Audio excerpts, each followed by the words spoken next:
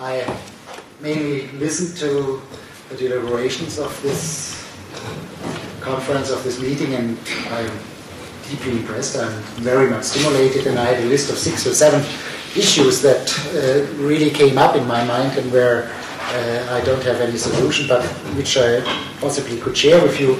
I picked 3 on which I would like to elaborate a little bit. I mean, it's essentially issues that came up in my mind while listening to many of those contributions. Let me start with the first one, to which Ulrich has already hinted to some extent, and that is about the relationship between public spaces and democracy.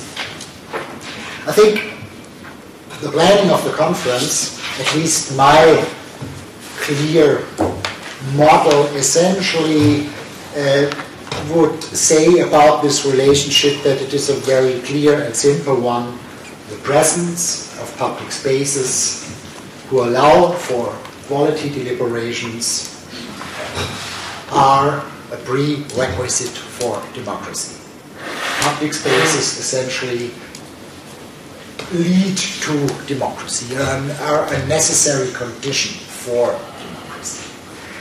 There were, however, many contributions, at least as side remarks and similar things, that brought me to the idea that there are obviously more and more developments that point to a sort of a different direction, saying if there are limits and deficits in the democracy, this will create additional public spaces. And that is another causal error in this relationship, which I never thought of before. I mean, just a few examples. Lance Bannick pointed out, in those places where the mass media still fulfill or oversteps a certain minimum threshold of quality, there the development of internet use in deliberations is much less developed than in those places where you don't have it. And there's at least implicitly this reverse causal relationship between the two things. I think Donatella Della Porta had a very similar point, essentially, by saying all those transnational social movements which lack essentially global spaces, global public spaces, they use to a very significant extent the internet because they don't have any other opportunity. Arkin and Martin today, this morning, raised to some extent also the question, and I think Arkin very, very systematically, by saying I'm a pragmatist and therefore I think first our problems, and then when there are problems, then possibly afterwards we see deliberations about the problems in some public spaces. So that is not saying the other relationship, prerequisite statement, is wrong or we should forget it. It's just saying we could possibly think the other way around as well, and there seem to be some very interesting questions involved in this issue. If there are, and if you live in a society in which the democratic principle is firmly established on the one hand as the first condition, and the second condition then, this society is not anymore able to have institutions which are necessary to translate this principle into a good practice, then possibly as a response parts of the society go ahead and look for their new public spaces in order to develop new channels of influence. That could be at least a way to think about this relationship differently compared to how we have thought about it so far. In this sense, then, the lack of democracy would create public spaces. Second, also maybe conceptual remark, my feeling is that the whole literature about public spaces involves I mean, in all of this literature, the concept of trust obviously is very important. But then again, my feeling, listening to the debates, increasingly created the impression that there are different notions of trust used, and that maybe it would be worthwhile to focus a little bit more on this issue of trust in public debates. Just let me exemplify what I mean. I mean, it was very fascinating on the first evening when two speakers, Ben and Gesine Schwan, essentially draw a very close connection between public spaces and the current financial crisis. And both did it by pointing to the issue of trust. In both of those elements, trust is a, so to speak, constitutive issue. I wonder, however, a little bit whether this is the same kind of trust that we talk here about. I mean, I just try to separate it very ideotypically. I mean, in terms of trust in public spaces, I think we talk about something, I'm not very precise, it's more in terms of metaphors, but we talk about something like diffuse reciprocity, about sincerity, about a belief that the other side does not behave 100% opportunistically. That is the kind of trust that we think about when we talk about trust in public debates, in public spaces. This kind of trust is essentially created by the process that is labeled by people like Putnam social capital and so on. The state can have a reserve function in creating and maintaining this trust, essentially by punishing those with force who abuse trust of others. But that seems to me a sort, also in terms of policies, a sort of a constitutive policy. The other kind of trust that my feeling is, which is the decisive element of trust in the financial crisis, is somewhat different from it. Here we essentially talk about a lack of trust in the capacity of other actors. Capacity meaning in this relationship, or to put it differently, I mean, the German CEO or the CEO of Deutsche Bank, Ackermann, I mean, he essentially trusts, I think, the CEO of Commerzbank when those guys talk with each other in the terms of trust as part of public debate. Their problem is that they don't trust in the capacity of the bank really to pay back the credits if they give them additional credits. That seems to me a lack of trust in capacities, not so much in sincerity. And therefore, there are possibly different trusts involved in this whole concept. The second kind of trust I'm talking about is not so much created by social capital, it's essentially created by transparency. But possibly transparency is something which is very important for public debates as well. I mean, I do not want to deny this, I'm just saying we obviously use different concepts of trust. Transparency, by the way, the creation of transparency seems to me not a constitutive issue in terms of policy, but it seems to me mainly a regulatory issue. I mean, transparency is a question of a simple regulation, the creation of transparency. So that is just another issue, this relationship between trust and public debates. Thirdly, my third remark is that I sensed a sort, in this room here, a sort of a big debate, maybe coming up the next years, already here at least. And that is essentially a debate between, let's put it this way, transformationalists and declinists. And I think both sides have good points. I mean, there is a form of change going on that seems to be quite problematic if you use the kind of normative criteria that you use to judge certain processes. I mean, if you use the criteria of a good democratic process. One of those changes which is going on is, let's say, a change from political space to political sphere. As a result of globalization, as a result of digitalization and so on, the kind of face-to-face interaction which is probably, or which requires a public space in the real sense, is clearly declining. I mean, we all listened to Ben Barber's talk, and I thought that this picture about the food court as a place to get additional food for further shopping is very impressive.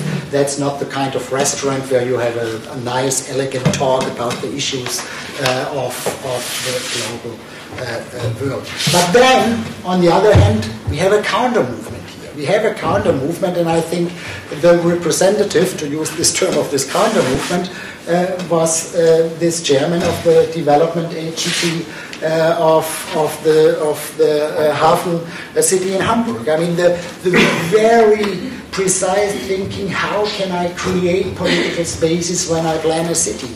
And the idea we have to increase the relative size of public space by ×5, if I remember correctly, compared to the rest of the city of Hamburg. That is one of the counter movements. I think this morning we heard additional ones with the whole notion of participatory governance. Another development, which is first to the bed, that is, let's say, from politicized public debates, not necessarily any public debate is a political debate, from public debates about policy issues to depoliticized debates. That's clearly also a development which seems to be somewhat problematic. We have a dominance of technocratic planning, we have a dominance of consumerism, we have, the data-driven public spaces that were pointed to this morning from Arkan. I mean, they are there, the ones that you mentioned, and they are political ones, but clearly the majority of those data-driven spots in the internet are consumer spots where there is an exchange of consumers about the quality of products. That's, I mean, thousands of them compared to the, I guess, 100 or 200 that you could identify. So there's also this development. But again, and here I pick up the idea of Ulrich, that globalization is a very important element in this process. I see an extremely strong counter movement. And the counter movement being that places which have been political, heavily political for a long, long time, but were almost never really part of a political debate, become politicized. And here essentially I talk about international institutions.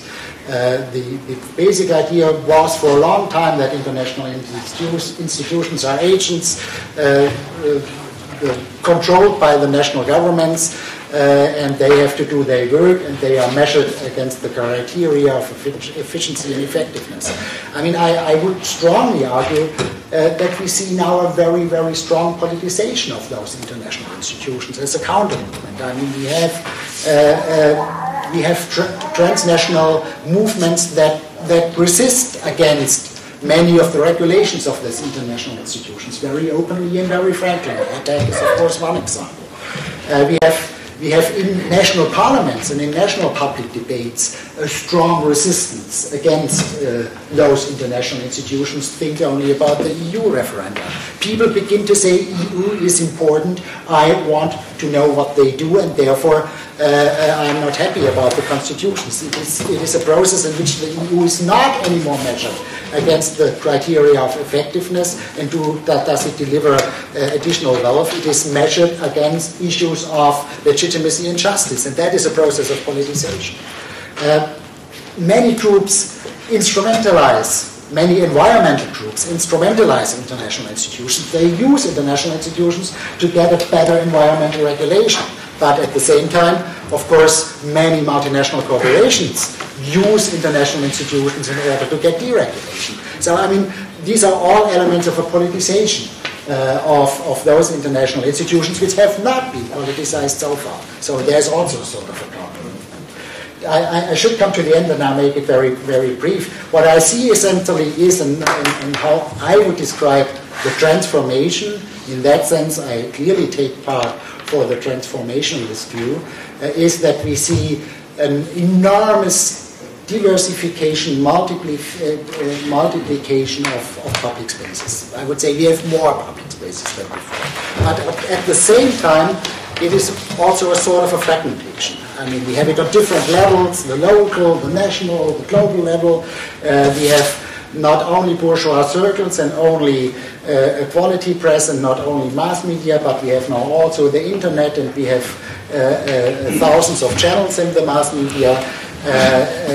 We have an enormous amount of sectoral segmentation in all of those public spaces. That means I would speak about a multiplication of those places where public debates can take place, but at the same time this raises, of course, a very fundamental question, and there I shift slowly but surely side to the declinists, and that is essentially that, in my view, probably the most important function for public debates historically ever was to decide when there are collisions of conflicts between different spheres, if there are conflicts about fundamental goals of a society. And that is essentially sectoral conflicts. The moment when we experience a sectoralization of public spaces, of course the question arises, who is able to solve those sectoral conflicts that logically arise from the sectoralization of public spaces? And I think that is something where we miss answers, and when I say we, I especially think also the people like me who work about international relations. I mean, we see all this regulation, we see all this participation in different functional sectoral areas in the world, but we have very little answers when it comes to the question, how are collisions resolved? What happens if the environmental sector asks for A and the free trade sector asks for B? For those kind of situations, we seem to miss answers, and I also think, at least on the global level, there we miss public spaces which are able to connect those two different sectors. And therefore, I think this seems to me one of the big questions of the future, that with the globalization of the society, we probably move closer to the kind of society which was described by Luhmann. Thank you.